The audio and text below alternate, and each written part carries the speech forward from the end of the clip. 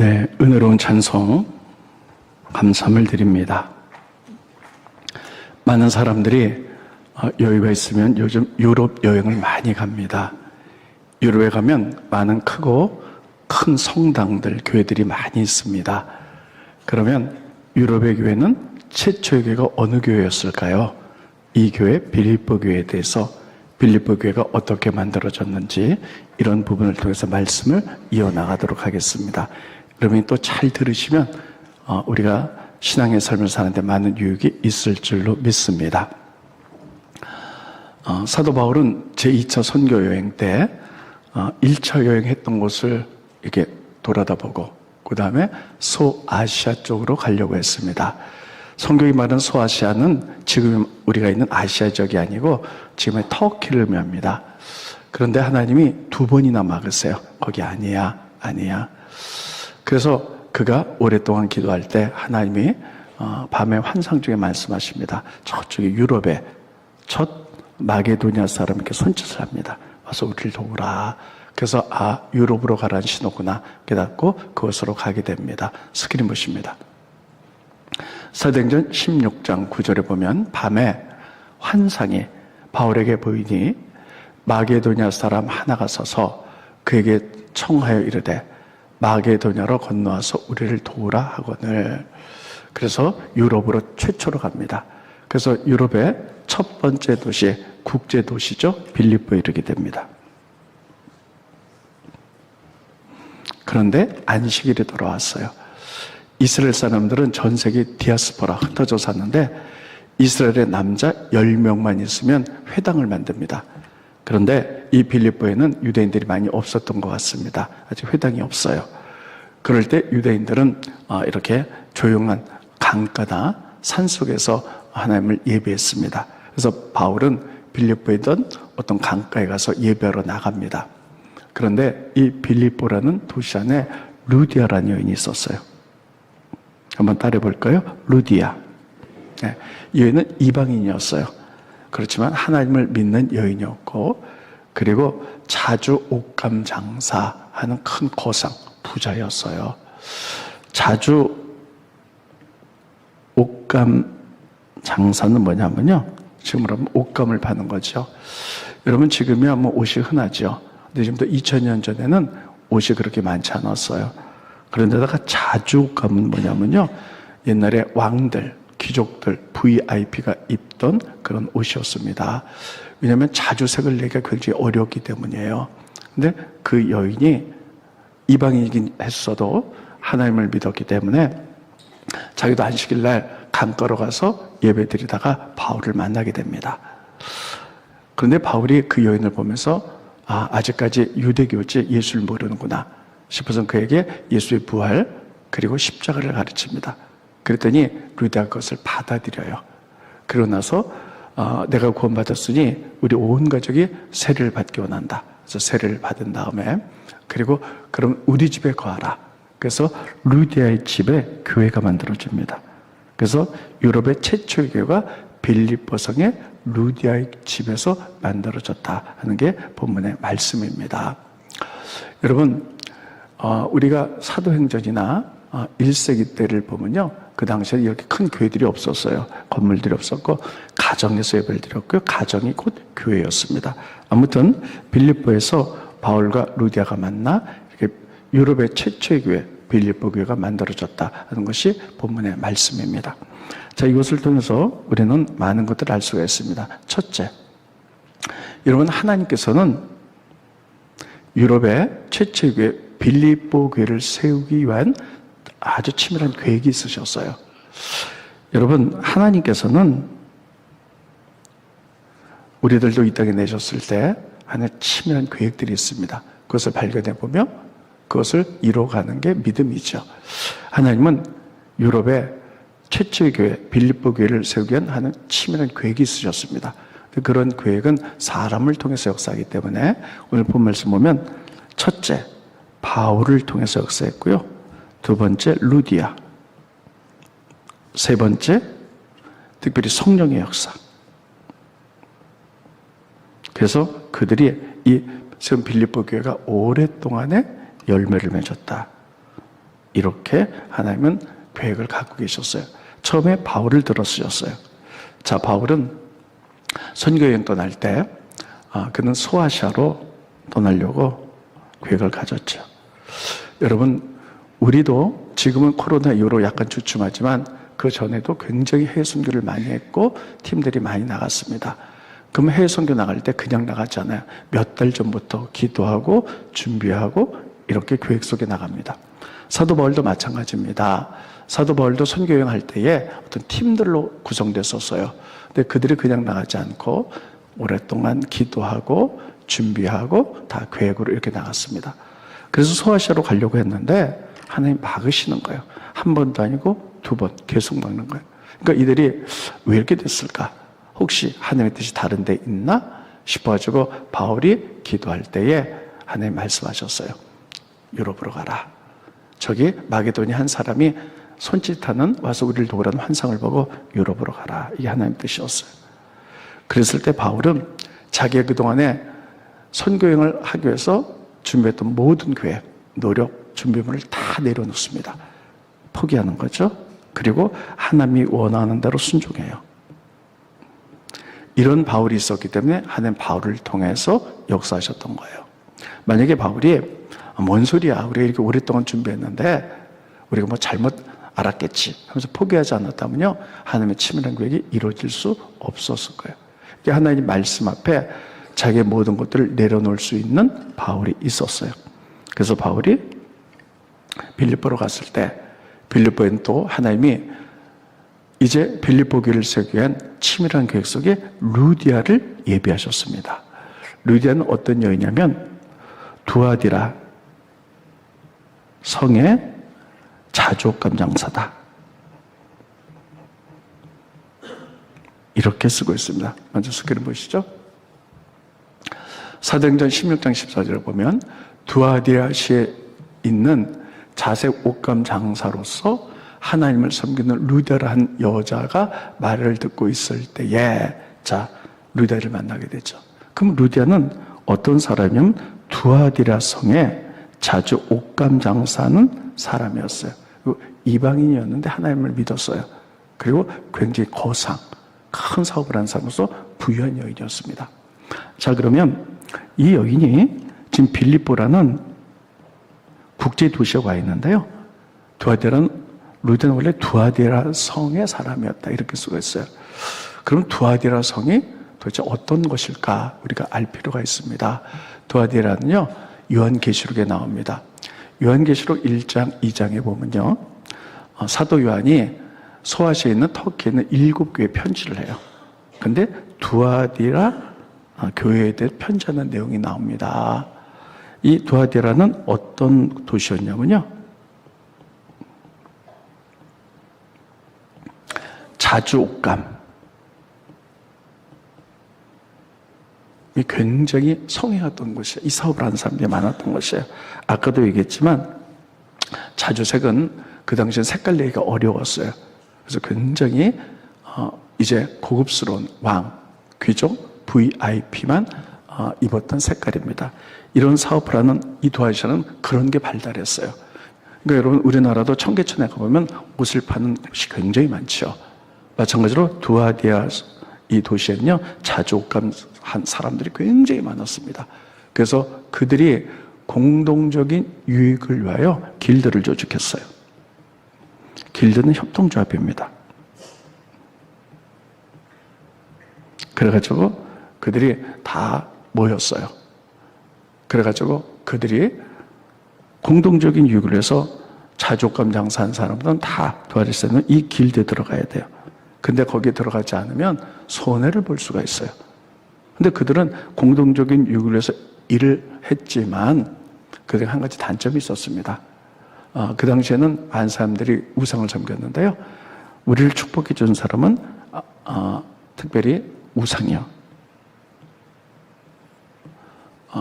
아프로디테라는 여신을 섬겼어요.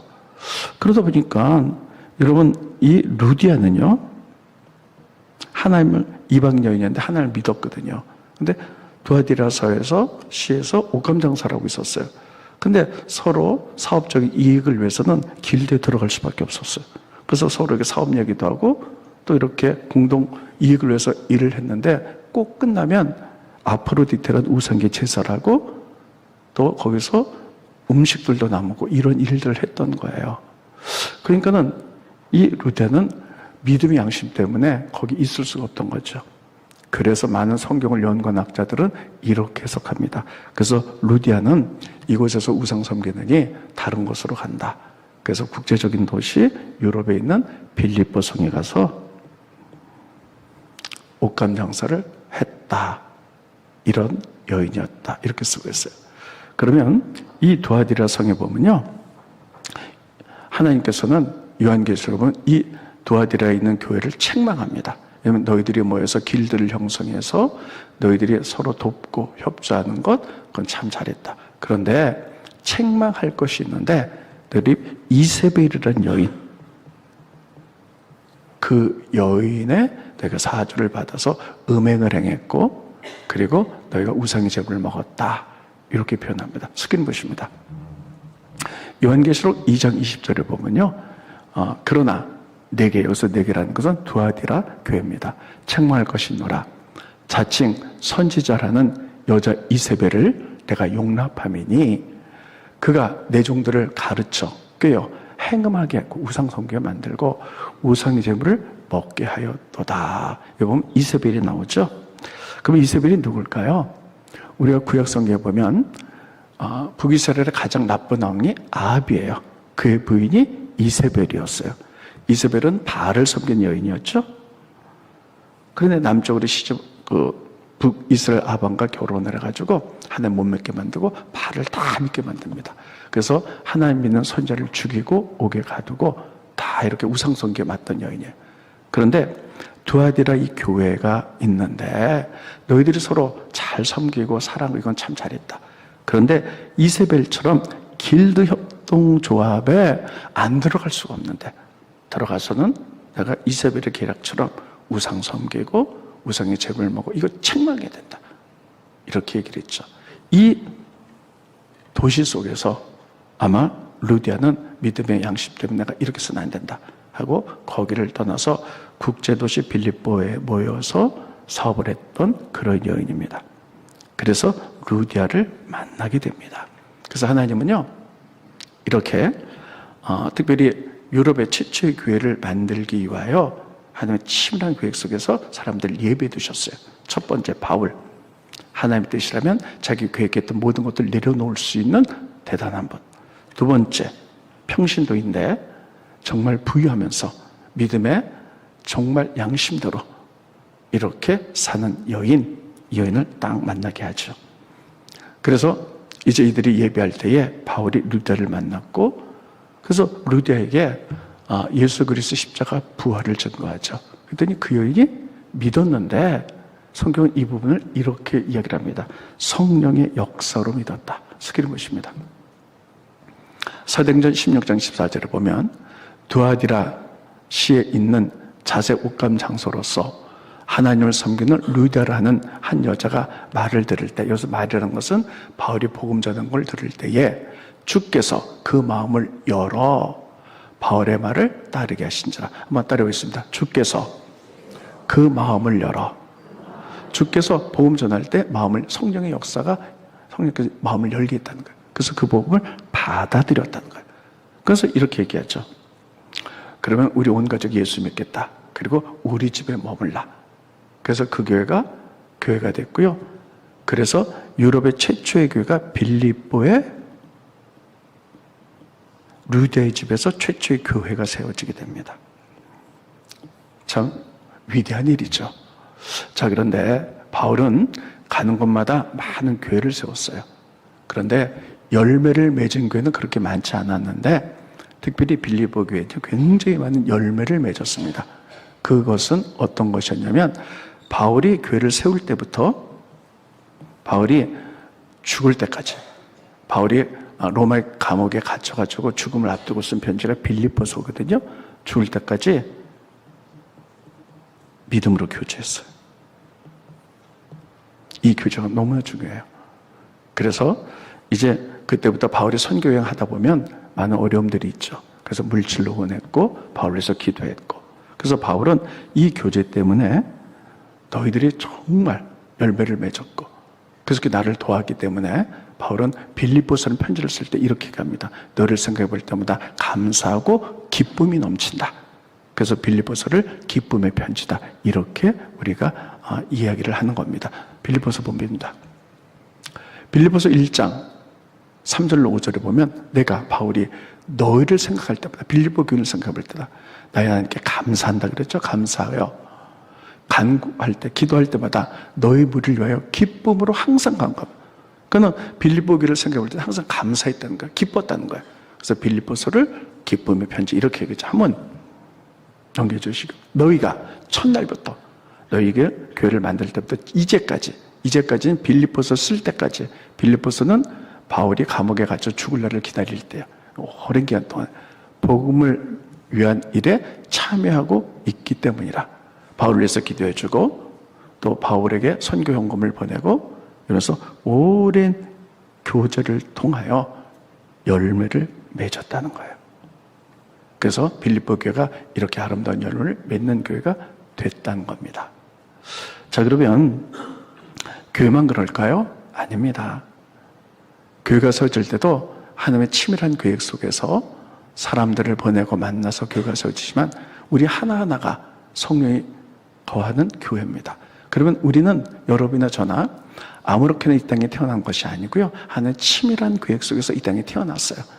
그래서 하나님은 여러분 하나하나를 통하여 하나님이 이루고자 하는 뜻들이 있어요. 그것을 발견하는 게 비전이고, 우리는 그것을 이루어주는 게 믿음의 삶입니다. 자, 그러면 여러분, 하나님의 뜻과 계획들을 여러분이 알고 계십니까? 여러분, 우리는 무슨 일을 하든지 간에 하나님의 뜻에 맞게 해야 돼요. 근데 혹시 여러분 지금 사업을 하거나 여러분 인생을 살아가는데 자꾸만 막히는 경우가 혹시 있지 않으세요? 그런 경우가 있는 분들은 잘 들으셔야 돼요. 어떤 사업을 시작합니다. 또 인생에서 무엇을 하려고 합니다. 그러면 우리는 때로는 기도도 하지만 내 지혜, 사업의 노하우, 이런 것들을 통해서 이렇게 하면 돼.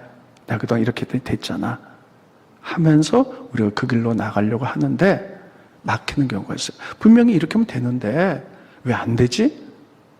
또 노력해보면 안 되는 경우가 있어요. 그럴 때 여러분 어떻게 하십니까? 시대가 잘못됐나? 내가 뭘 잘못했나? 그게 아니고요. 따르겠습니다. 하나님의 계획이 따로 있을 수 있다. 근데 반드시 기도하셔야 돼요. 왜냐면요, 내가 아무리 하려고 해도요, 하나님이 통로를 닫아버리면 이거 아니야. 한 통로가 닫히는 것은 새로운 통로를 연다는 것을 의미한다는 사실을 기억하시기 바랍니다. 그래서 내가 내 뜻대로 이거 분명히 하면 되는데 안 되는 거예요. 사업도 그렇고 내 인생도 그렇고 뭐가 안 돼요. 그러면요, 우리가 실망하고 좌절할 것이 아니라 하나님이 이 통로를 닫으시는구나. 그리고 하나님의 뜻이 무엇인지 기도하며 나갈 때 새로운 통로를 여실 줄로 믿습니다. 그래서 그 하나님의 치밀한 계획들을 생각하며 그대로 살아가는 것이 믿음이에요. 그러면 우리가 믿음으로 살잖아요. 내 것을 내려놓고. 그러면 항상 하나님께서 같이 일할 수 있는 동역자를 붙여주는 줄 믿으시기 바랍니다. 하나님의 뜻을 이루라고. 때로는 혼자는 할 수 없기 때문에 힘 얻으라고 같이 동역자를 붙여줘. 이게 얼마나 중요한지 몰라요. 저도 목회자로서 하나님의 계획이 있었잖아요. 하늘비전교회를 세우기 위하여. 저도 37년 전에 나름대로 계획들이 있었어요. 그래서 기도하면서 여기저기 알아보다가 인천의 계양구에 어떤 좋은 자리가 있어서 글로 계획들도 다 잡았었어요. 나는 너 아니라는 거예요. 아니야. 그때 내 생각을 내려놓고 원당까지 왔죠. 그래서 이곳에 개척 시작했을 때 하나님이 하나님 뜻대로 움직이니까는 그 동역자들 다 평신도 동역자를 세워주셨어요. 그래서 지금 교회가 이렇게 됐고요. 지금 생각해보면 그분들이 개척 때부터 지금까지 굉장히 많아요. 이렇게 하나님 뜻대로 살 때 하나님이 동역자를 붙여준 줄 믿으시기 바랍니다. 그런데 사도 바울의 일생을 보면요, 하나님 뜻대로 살 때마다 하나님 동역자를 붙여주시죠. 바울이 고린도에 가서 교회를 개척하려고 했을 때 정말 처음 가는 도시죠. 그리고 음란한 도시고 굉장히 타락한 도시예요. 근데 하나님이 그곳에서도 예비한 사람들을 붙여주세요. 아굴라와 브리스길라를 붙여주셨어요. 또 바울이 1차 선교행 이렇게 가서 할 때요, 또 사람들을 붙여주죠. 디모데를 붙여줬죠. 이렇게 하나님은 늘 믿음의 동체를 붙여주세요. 그런데 정말 중요한 거, 여러분들이 그런 것들을 많이 경험해 보셨을 거예요. 내가 이렇게 나가려고 하는데 하나님이 막으셔. 그러면 하나님의 뜻이 다른 데 있을까 하고 다른 통로를 봐서 하나님 뜻대로 가지요. 그래서 혼자 하기 때로는 힘들 때는 동역자를 붙여서 같이 나갔는데, 그 동역자하고 아름답게 교제할 때, 들었습니다. 교제. 정말 중요합니다. 교제할 때 열매를 맺는 거예요. 그렇습니다. 교제. 참 중요합니다. 여러분, 믿음의 동역자들과 여러분 같이 하면서 열매를 맺으십니까? 많은 사람들이 중간에 서로 안 맞아가지고 서로 작은 이권 다툼 때문에 말이야죠, 헤어지고 갈라지고 분노하고 이런 경우가 얼마나 많은지 몰라요. 이런 경우는 절대 열매를 맺을 수가 없어요. 저도 목회하면서 37년이 됐습니다. 그때 많은 동역자들이 있었는데요, 우리가 뭐 늘 하나님 뜻대로 살려고 하지만 사소한 다툼들도 있고 서로 생각도 다르고 그럴 때가 있죠. 그럴 때 서로 이렇게 다르고 부족할 때 우리가 인내하면서, 교제가 뭡니까? 좋은 것만 있는 건 아니에요. 좋을 때만 교제하는 게 아니라 힘들고 어려울 때도 그 사람의 연약함을 서로 기도해주고 보완해주고 같이 인내하며 극복해내고, 그래서 시너지 효과로 발전해 나가는 거죠. 때로는 교인들이 저한테 실망할 때도 있고 저도 교인들한테 실망할 때도 있고, 그러면 뭐 이래가지고 교회 튕겨나가고 다른 데로 가고 이러면 열매가 하나도 없어요. 그럼에도 불구하고 우리들이 인내하고 서로 연약함을 도와주며 극복해 나갈 때, 그래서 열매를 맺는다는 사실이에요. 여러분들은 어떻습니까? 하나님 분명히 몇 년 전에 믿음의 파트너라고, 사업의 파트너라고 분명히 그렇게 고백했는데 그들과 좀 같이 갑니까? 아니면 다 흩어져가지고 왜 그렇게 됐습니까? 열매가 없습니까? 그 이유는 뭘까요? 아주 사소한 것 때문에, 뭐가 맞지 않아서. 굉장히 중요해요. 그러면 가장 아름다운 빌립보 교회, 여기 좋은 일만 있었을까요? 아니에요. 이 세상에 완벽한 교회는 없어요. 바울이 생각해보기에 정말 기쁨이 넘치는 교회다, 좋은 교회다 이렇게 표현했는데도 이 교회에도 분열이 있었어요. 어려움이 있었어요. 유오디아와 순두계라는 여인이 있었는데요, 아마 교회 중직이었던 것 같아요. 근데 서로 다퉈가지고 분열이 있었어요. 스크린 보십니다. 빌립보서 4장 2절에 보면 내가 유오디아를 권하고 순두계를 권하노니 주 안에서 같은 마음을 품으라. 마음이 달랐다는 거죠. 그래서 교회가 시끄러워요. 유오디아 순두계는 아마 빌립보 교회의 가장 중심되는 여인이었던 것 같아요. 우리 교회로 따지면 예를 들면 총여성교회장, 또 총권사, 여자 권사회장 뭐 이런 사람이었던 것 같은데 서로 막 시끄러운 거예요. 이럼에도 불구하고 바울은 그들의 연약함을 도와주고 기도해주고 서로 이러면서 같이 교제에 나가니까 열매를 맺을 수가 있었던 것입니다. 굉장히 중요해요. 우리들이 기도할 때요, 하나님 뜻이면 내 거 내려놓습니다. 하나님 뜻대로 살아갈게요. 믿음의 동체 붙여서 감사합니다. 여기까지는 다 쉽게 우리가 기도하면서 다 돼요. 근데 사람이라는 게 다 약점이 있잖아요. 연약한 면이 있잖아요. 근데 같이 막 몇 년을 가다가도 조금만 수달르면, 이해관계가 오르면 톡 들어 안 보고 떨어져 나가고, 그래가지고 열매 못 맺는 경우가 많이 있을 수 있습니다. 여러분, 따르겠습니다. 교제. 굉장히 중요해요. 좋을 때만 교제하는 게 아니에요. 나랑 안 맞을 때도. 그래서 저는요, 목회하면서 이런 걸 배워요. 때로는 열매 맺기 위해서 저하고 좀 이렇게 트러블이 있었던 30년 동안 왜 그런 게 없겠어요?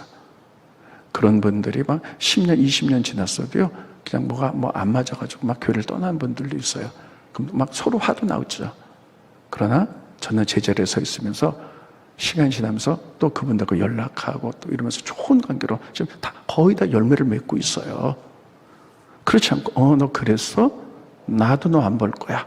막 이렇게 됐다면요, 서로 아무 열매가 없는 거예요. 따랐습니다. 교제, 열매 참 중요합니다. 하나님이 여러분 우리 교회 천여명의 성도들을 하나님 지목하여 이곳에 부르신 줄로 믿습니다. 그래서 하나님 나라를 세워가라고 우리를 부르신 줄로 믿습니다. 한 가족이 4명이 살면서 지지고 볶고 하는데, 여러분 부부끼리도 서로 살다가 서로 트러블이 있으면 바로 이혼하실 거예요? 안 그렇잖아요. 서로 기도하면 참아주고 이러면서 가정이 강화되듯이, 교회 10년 20년 선교인데도 뭐가 안 맞는다고 튀겨나가고 막, 이거 여러분 그런 열매가 하나도 없어요.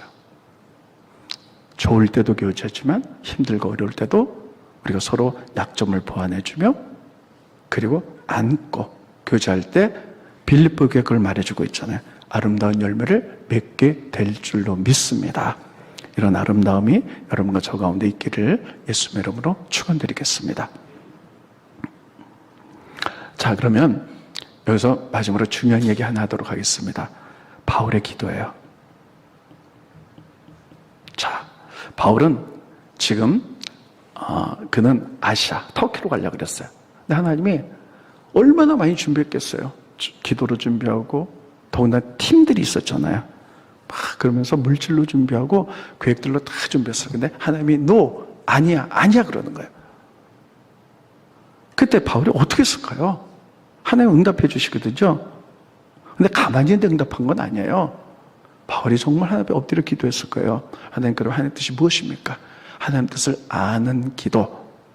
그랬을 때 하나님이 말씀하시죠. 유럽으로 가. 우리는 하나님의 뜻을 아는 기도를 달하시기도, 이렇게 얘기합니다. 따라했습니다. 달하시기도. 다시 크게 하세요. 달하시기도. 굉장히 중요해요. 여러분, 이 달하시 기도라는 말을 처음 듣는 분도 계실 거예요. 근데 달하시 기도를 오랫동안 하는 교회도 많이 있습니다. 이 달하시라는 뜻이 뭐냐면요, 하나님의 뜻을 구하는 기도예요. 바울은 특별히 하나님 발목이 그 밑에 앉아갖고요. 그러면 하나님 이렇게 막으시면 하나님의 뜻이 무엇입니까? 가르쳐 주세요. 그 기도 속에 응답받고 움직여 나갔다는 거예요. 여러분들도 살아가면서 다 모든 것이 바뀔 때 하나님의 뜻이 무엇일까? 이 달하시 기도를 꼭 하시길 바랍니다. 달하시는 하나님의 뜻을 구한다, 이런 뜻이에요. 히브리어입니다. 따라했습니다. 하나님의 뜻을 구한다. 달하시. 이사야서에 그 기원이 나옵니다. 스크린봇입니다. 이사야서 45장 11절에 보면요, 이스라엘의 거룩하니 곧 이스라엘 지으신 여호와께서 이같이 이르시되 너희가 장래를 내게 물으며, 장래를 나에게 물으라는 거예요. 하나님의 뜻이 무엇인지 물으라. 그래서 하나님께 묻는다. 하나님의 뜻을 구한다. 이게 달하시예요. 다시 한번 제가 말씀드릴게요. 너희가 장래를 내게 물으며, 그럼 응답하겠다는 거예요. 따라서 달하시. 하나님께서는 반드시 두드리는 자에게 열어주십니다. 내가 하나님의 뜻이 무엇인지 하나님의 뜻대로 살기 위해서 애쓰는데 하나님 반드시 들으시고 우리에게 가르쳐준 줄 믿으시기 바랍니다. 그래서 성경에 보면요, 모든 믿음의 사람들은요, 정말 말막했을 때 어떻게 될지 모르게 이 하나님의 정말 발밑에 앉아갖고 달하시기도 했어요. 하나님 어떻게 해야 됩니까? 뜻을 가르쳐 주십시오. 대표적인 사람이 다윗, 느헤미야, 둘만 보겠습니다. 다윗이 사울왕이 그를 죽이려고 하자 블레셋 나라로 망명을 갑니다. 그래서 시글라스에서 살게 돼요. 그래서 다윗이 따라다니는 600명의 용사 가족들과 거기서 살죠. 근데 다윗이 자기 부하들과 전쟁에 나갔는데, 그래서 집에는 여자하고 아이들만 있었는데 아말렉이 쳐들어와요. 그래서 집들을 불태우고 재산과 여자아이들을 데리고 갑니다. 그런데 이 다윗이 자기 부하들과 함께 전쟁이 끝나고 돌아오니까요, 자기가 살던 집들이 다 불타고 다 잡혀가고 아무것도 없는 거예요. 그러니까는 다윗의 부하들이 돌을 들어가고 다윗을 치려고 해요. 우리가 죽기까지 너를 따랐는데 이게 결과냐? 근데 다윗이 다급하죠. 그래서 하나님이 어떻게 해야 됩니까? 하나님께 뜻을 구하죠. 그 기도랍니다. 그래서 이렇게 구하죠. 하나님, 지금 아말렉이 우리 모든 걸 가져갔는데 아말렉을 쫓아갈까요? 그래서 우리 자녀와 아내를 구하고 재산을 갖고 올까요? 아니면 우리가 지쳐있는데 갔다가 또 혹시 몰살당하지 않을까? 하나님의 뜻이 무엇입니까? 간절히 구하죠. 그랬더니 하나님이 가라. 그래서 그들이 승리한 얘기가 나옵니다. 스크린 보십니다. 다윗이 여호와께 묻자와 이르되 내가 이 군대를 추격하면 따라잡겠나이까? 하고 하나님의 뜻을 묻는 거예요. 여호와께서 그에게 대답하시되 그를 쫓아가라. 내가 반드시 따라잡고 도로 찾으리라. 그 사람 뜻대로 움직여 나가는 거죠. 그래서 위기가 극복되죠. 느헤미야 보겠습니다. 느헤미야는 여러분 잘 아다시피 이스라엘 민족이 다 멸망해서 바벨론 나라의 포로로 잡혀갔어요. 근데 느헤미야는요, 바벨론에서 태어난 사람으로서, 유대인인데 바벨론에서 태어났어요. 이 태어난 사람으로서 느헤미야는요, 그 당시에 왕의 술 맡은 관원장, 그래서 굉장히 높은 지위까지 올라가게 되었습니다. 그런데 항상 자기의 본향, 예루살렘을 궁금하게 생각했어요. 근데 자기 동생 하나냐가 예루살렘을 다녀왔거든요. 예배 1장입니다. 물어요. 야, 예루살렘 어떻게 됐더냐?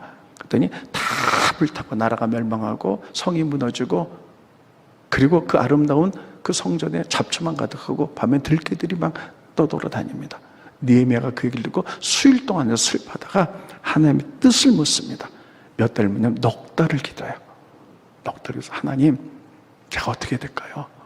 저를 통해서 무엇하기 원합니까? 그때 하나님은 성 듣죠. 너는 술 맡은 관원장이 됐기 때문에 그것을 이용하여 왕에게 말해서 예루살렘을 가라.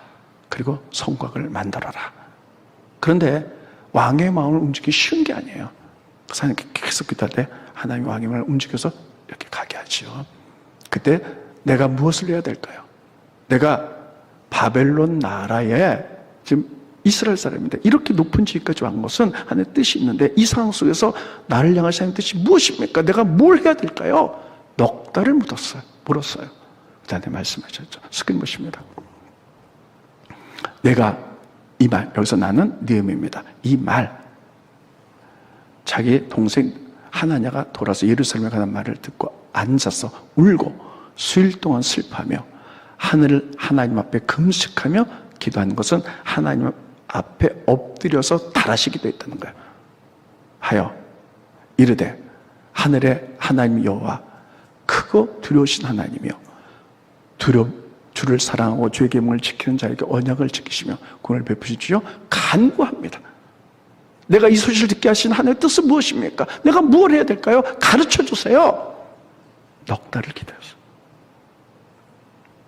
믿음의 사람들은요, 다 하나님의 뜻이 무엇인지 말했습니다. 다라시. 다시요? 다라시. 결론을 줘볼게요. 여러분들이 집에 가셔서 인터넷에 보면 다라시 기도가 나옵니다. 그런데요, 여러분, 하나님의 큰 것들을 사람들이 다 개인에 축소시켜서 하는 경향이 있어요. 예를 하나 드릴게요.